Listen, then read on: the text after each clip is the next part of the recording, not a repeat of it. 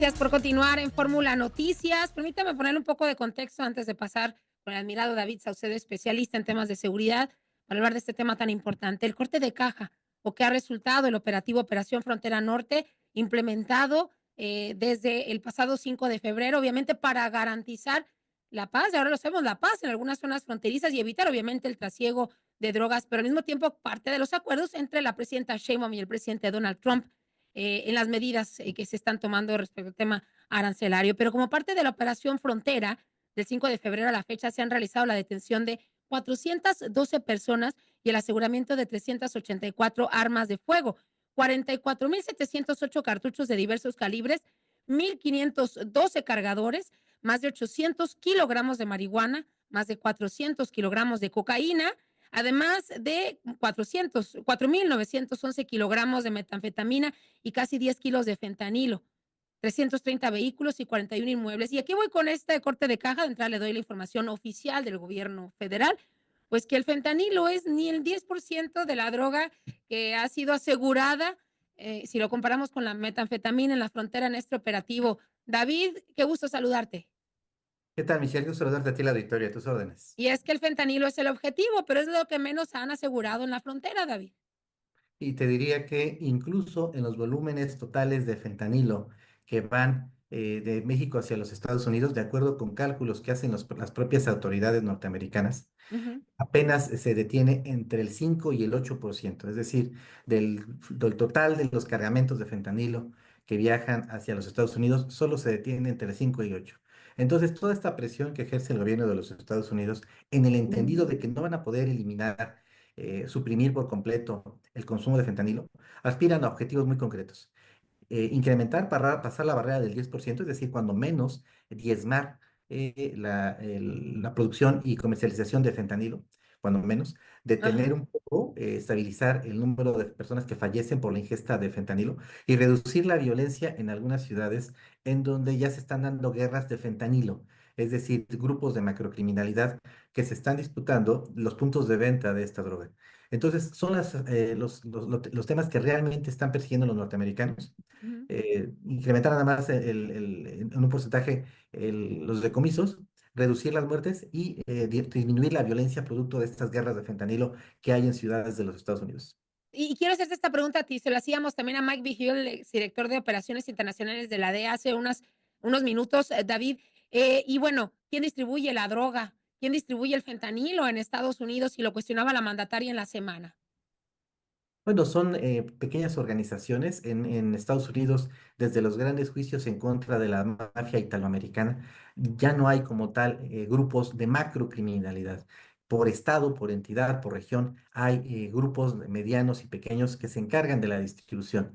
También hay, por supuesto, ramificaciones de los cárteles mexicanos que aprovechando la base de mexicanos migrantes que están en los Estados Unidos y que por alguna razón no se pudieron incorporar al mercado laboral, se incorporaron a los ejércitos del narco allá en los Estados Unidos. Esta afirmación que hace de manera regular Donald Trump en el sentido de que son los migrantes los grandes distribuidores de droga en los Estados Unidos es falsa. La mayoría de los distribuidores y el grueso del consumo y comercialización, perdón, de drogas ilícitas se hace por parte de ciudadanos americanos. Ujú. Sí, justamente no tienen una organización similar como las que tenemos nosotros y que son ya leyendas, pero sí los distribuyen estadounidenses, es decir, sí hay estadounidenses participando en la distribución de esta droga y por supuesto que tienen sus grupos que defienden además esta distribución y la forma en la que lo hacen. David, permíteme regresar al operativo Frontera Norte. ¿Crees tú o consideras, o no sé qué datos tengas más recientes, que justamente por estos operativos que se implementaron en algunos puntos fronterizos, el crimen organizado o los cárteles hayan modificado su ruta de intento de cruce de drogas o de migrantes? No, de ninguna manera, porque el tráfico de drogas ocurre en los puntos que ya son supervisados, que tienen sistemas de biovigilancia, escáneres, rayos X, binomios caninos, Ujú. elementos de seguridad en ambos lados de la frontera. A lo que le apuestan los narcotraficantes es a las probabilidades. Saben que en suerte uno y hasta dos de cada 10 cargamentos van a ser detenidos por las autoridades, pero debido al enorme flujo de mercancías y de personas a ambos lados de la frontera, es prácticamente imposible establecer sistemas de detección para poder identificar los cargamentos que van ocultos entre los trailers, vehículos, en la paquetería y que van transportando las mismas personas. A raíz de la firma del Tratado de Libre Comercio, la relación bilateral se incrementó sustantivamente en el tema comercial, en tráfico de personas, evidentemente, y los narcotraficantes saben que no es factible que los Estados Unidos puedan hacer una inversión como para tener un elemento de policía que esté verificando cada uno Ajá. de los cargamentos y de los vehículos. Entonces, la droga ya circula por estos mismos pasos que están videovigilados, que están perfectamente atendidos. En realidad, el envío de tropas mexicanas de la Guardia Nacional a la frontera es para cortar las rutas de migración ilegal. Eso sí se puede contener un poco, y estamos hablando Ujú. de contener, no de De eliminar detener. la Sí, sí, migración sí. ilegal.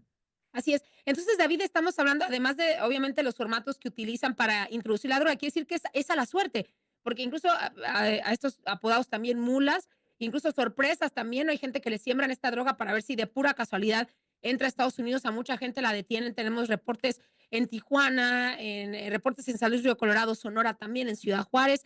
Podemos decir entonces que le están apostando a la tecnología a lo mejor no del todo eficiente del gobierno mexicano y de Estados Unidos para que pueda ingresar esta droga, basándonos en esto que nos acabas de decir, que utilicen los mismos puntos fronterizos para cruzarla. Además de a los que cooptan, obviamente, ¿no? A los que les pagan.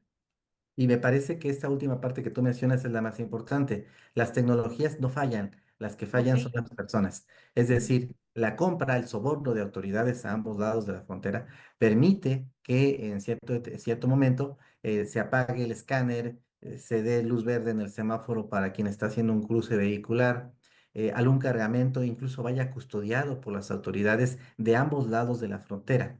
En el caso de México son conocidos los decomisos de droga y después cómo esa misma droga decomisada se pone a la venta por parte de las autoridades que realizaron estos decomisos, lo mismo que con las armas y los vehículos. Es decir, independientemente de que los norteamericanos, en este caso el presidente Donald Trump, trate de imponer a su sociedad el consumo cero de drogas, esto es imposible. Ujú. Me parece que ya desde hace mucho tiempo especialistas, incluso en los Estados Unidos, refieren que este esquema punitivo prohibicionista no funciona.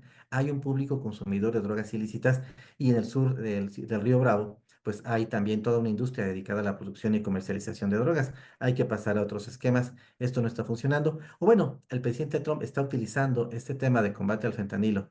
Es su caballito de Troya para avanzar en peticiones en materia comercial y migratoria. Eso es lo único que está ocurriendo realmente en esta coyuntura.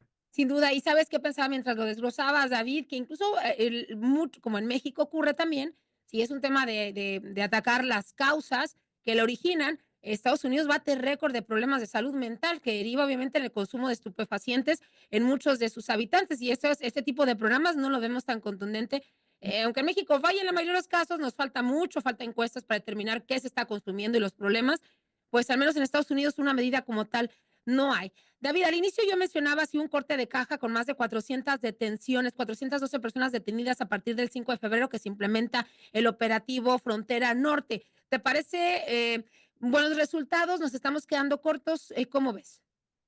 No, me parece que lo que hubo por parte de autoridades de ambos lados de la frontera es, por un lado, pactar una pequeña tregua con hechos simbólicos, el envío de elementos de la Guardia Nacional, suspender la imposición de aranceles, pero por el otro lado, en las negociaciones reales que están ocurriendo bilaterales, se están tratando temas más importantes, como por ejemplo, las autorizaciones que se hicieron, que se están haciendo para que aeronaves de los Estados Unidos puedan sobrevolar territorio mexicano para recolectar información e inteligencia de cargamentos que vienen de Sudamérica, de cocaína, de cargamentos de fentanilo que vienen desde el oriente y para geolocalizar a narcotraficantes de alto perfil.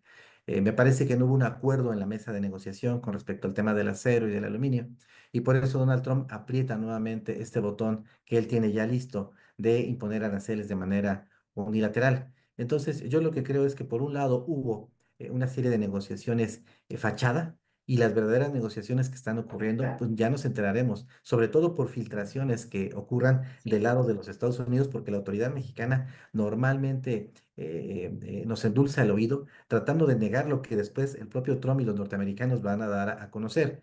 Creo que es un juego que ya todo el mundo sabemos. Al día de hoy no conozco ningún avance concreto de los norteamericanos con respecto a lo que dijo la presidenta que iba a ocurrir, que iban a empezar a atender el tema del tráfico de armas de Estados Unidos hacia México. Yo no conozco ninguna estadística, ninguna decomiso, alguna restricción que haya habido en contra de las empresas que fabrican y comercializan fusiles de asalto, por ejemplo. Ujú. Entonces, me parece pues que el gobierno de México va a tratar de vender como un éxito la negociación que va ahorita en curso. Me parece que no lo será, pero veremos pues de qué manera las autoridades nos explican esto que se está negociando tras bambalinas. Sin duda, porque fue lo primero que plantearon en esta conferencia para informar, obviamente, de los acuerdos, que el tema de las armas sería un tema atendido, pero no lo hemos visto ni en las notas informativas de los medios de comunicación. Así que, sin duda, es una respuesta que deben dar las autoridades. David Saucedo, como siempre, un placer platicar contigo. Gracias por esta charla. Gracias a ti, Michelle, te mando un abrazo. Gracias, te mando un abrazo y también, sin duda, cuestionar qué se está haciendo en la frontera sur, porque si la clave es la migración, obviamente, qué está pasando por donde ingresan la mayoría de los migrantes centroamericanos y sudamericanos.